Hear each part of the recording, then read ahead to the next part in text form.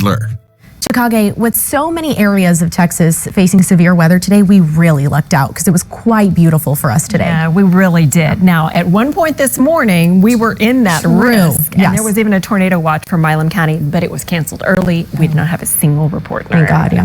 Now we flip the script. It's not storms I'm tracking, it is warmth that I'm tracking. If you thought it became a warm one earlier this afternoon, you're absolutely right. We topped out at, get this, 78 degrees. One day after yesterday's high for Christmas was only 60. So we landed 16 degrees above average. For the month so far, we're not going to break records for December, but we are within about the top 10 warmest.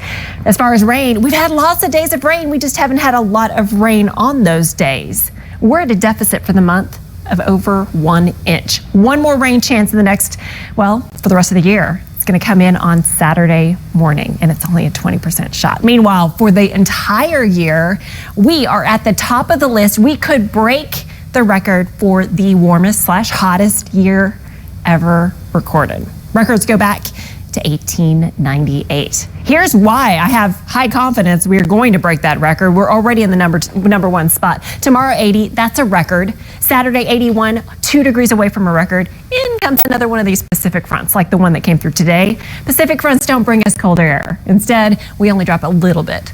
84, yep, another record. That's on Monday. Now we finally get a Canadian front to come in here Monday night. So then Tuesday, last day of 2024, chillier. Highs in the 60s, still a little above average though. Finally, January 1st, kicking off 2025 on an unseasonably cold note. Highs only in the 50s. Speaking of which, the high on January 1st is going to be roughly what it is outside right now. Just for comparison's sake. That just shows you how warm it has been. The severe weather threat is still in Louisiana. It has cleared the Lone Star State now, so we've got quiet weather for now after the severe storms that did pop up off to our north and to our east. Nothing here, though. Overnight tonight, temperatures drop out of the 50s into the 40s. We also could see some fog pop up, especially through Highway 77, maybe as far west as I-35. I don't think it will be as long-lived or pervasive as what we saw for this morning. Then, overnight low, 47 degrees. We quickly warm to record territory. Tomorrow by lunchtime, we're already at 72 by 4 o'clock, 80. That's going to break the record of 79 from 1954. And there you go. Lots of warmth on the way. That next rain chance that I was mentioning to you, it doesn't happen tomorrow, but there will be a weak front that comes through on Saturday. Now, ahead of that front Saturday morning, there could be a little bit of rain first thing. And then to our north, maybe a few storms. And look how they quickly push through.